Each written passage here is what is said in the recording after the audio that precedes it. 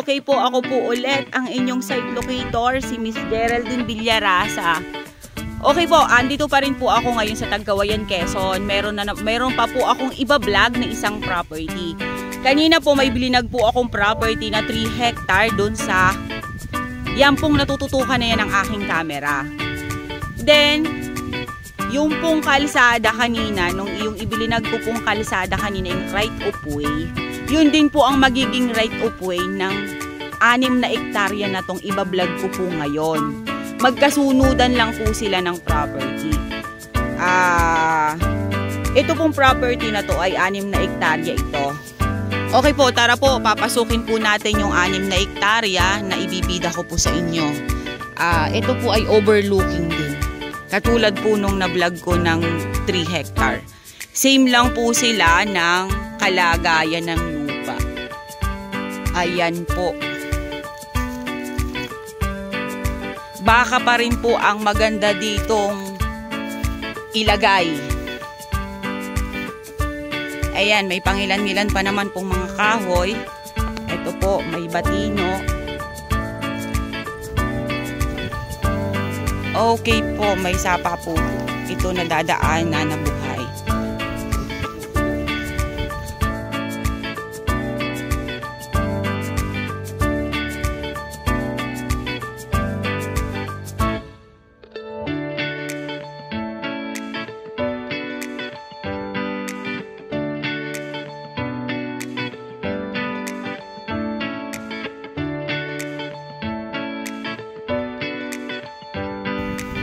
Kasama yan buong yan. Pati yung kakahuyan na yan. Okay, yan pong natututukan na yan ng aking camera. Yan po ay kasama pa sa 6 na hektarya. Ito naman po yung overlooking dito sa 6 hectare. Ayan po. Dito po ang napakagandang pagtayuan ng bahay. Ng bahay bakasyonan. Ayan po. Ayan pong natututukan na yan ng aking camera. Yan po yung ibilinag ko kanina na 3 hectare. Sila po ay magkadikit lang ng property. Okay, tara po, pupuntahan po natin yung kakahuyan na yan. Kasi yan po yung kasama sa 6 hectare na aking ibinaglag ngayon. Ayun nga po kanina, yung kinikwento ko po kayo sa inyo kanina. May mga baka po talagang iniuula dito.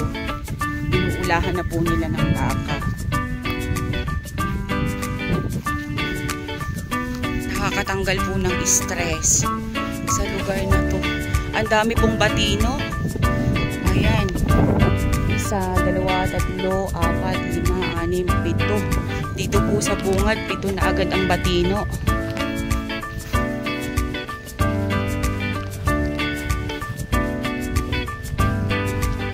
Napakaraming amorsiko.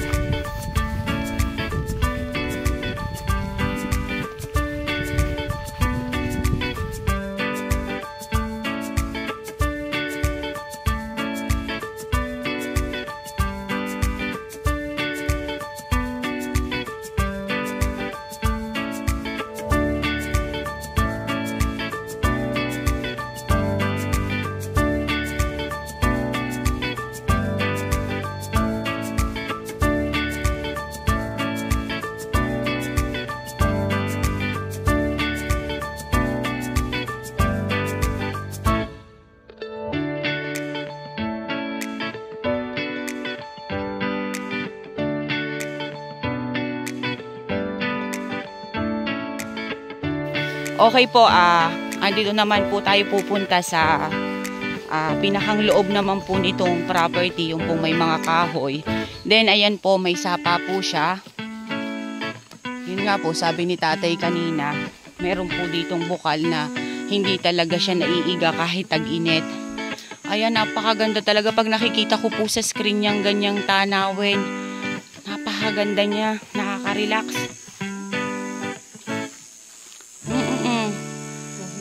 Anong fruit bearings dito, kuya?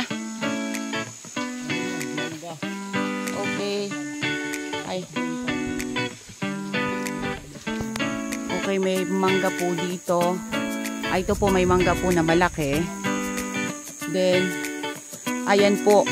Ayan po yung sinasabi ni tatay kanina na bukal na hindi po siya natutuyo.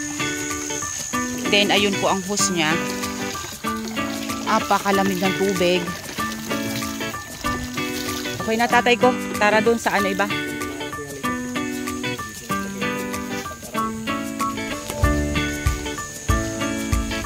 Ilan po ang piraso ng nyug nito?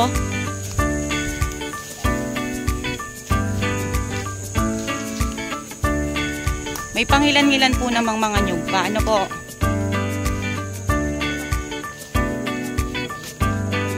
Okay po, nasa 500 pa po kapuno na nyug or umano pa ng konti.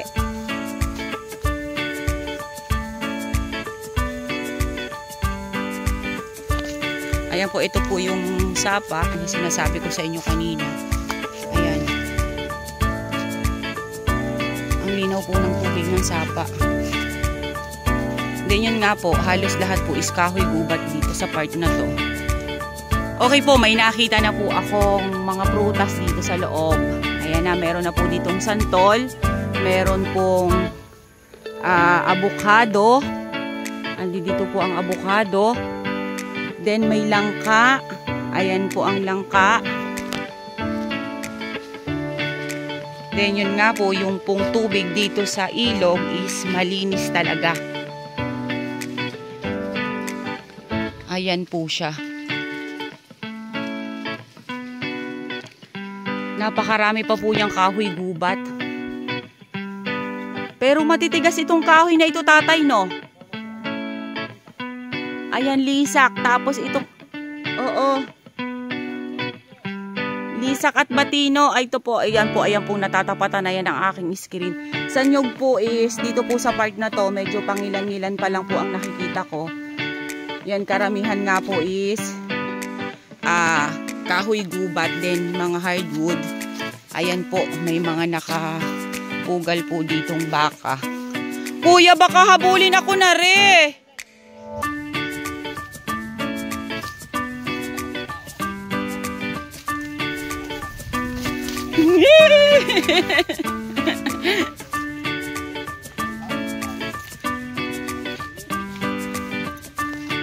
Ayan po, dito pa po rin kami sa loob. Ayan po. Mga lisak nga po. Ito po, anilaw. Yan pong puti na yan. Yan po mga namumuti na yan na mga puno. Yan po ay anilaw. Isa rin po yan sa pinakamatigas na kahoy.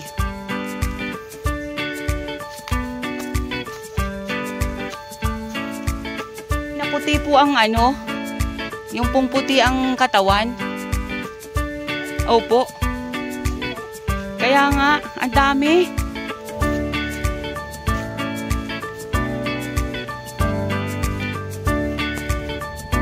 Ayan.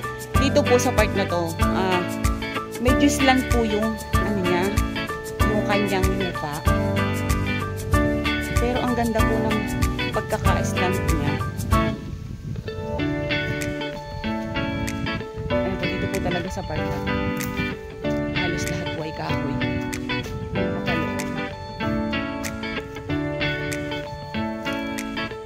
Okay.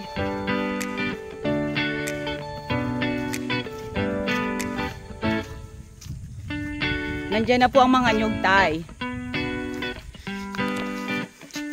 Okay po, nandito naman po kami sa kabilang side. Ayan, mga nyug naman po ang nandito sa side na to. Then, ayun po, may nakita na naman po akong fruit bearings. Ayan po, malaking puno po ng sampalok. Then, malaking puno po ng Indian Mingo. Sa part na ito. May tubigan ba ito tayo? Wala. Okay, meron pa rin po siyang hagip na tubigan. Pero, hindi na po siya tayo ginagalaw, no? Opo, hindi na po siya ginagalaw yung tubigan. Napakalamig po sa lugar na to. Ayan. Ano na nga itong ito matigas din pong kahoy ito, 'di ba? Bangkal. Maganda din po 'yan. Ayan po, halos lahat po dito ay Indian mango, sampalok, lokban. Ayan po, may lokban dito sa part na to. Indian mango. Ayan po, yun po ang mga fruit bearing niya na nakita ko lang. Indian mango, itong sampalok, lokban, kaimito. Ayan po, yan pong minatututukan niya ng aking camera. Sakupa po yan sa 6 na hektarya na aming ipinagbibili. Napakaganda po ng area na to. Ang hugis lang po ng lupa niya ay paslant lang po lahat. Hindi naman po lahat ng porsyon ng lupa. Kumbaga po ay meron din po siyang nasa 70% flat. 30% po niya ay slant. Napakaganda po ng property na to. Okay everyone, avail nyo na po ang property na to. Dito po ito sa Tagkawayan, Quezon. 6 na hektarya, may right of way po siya.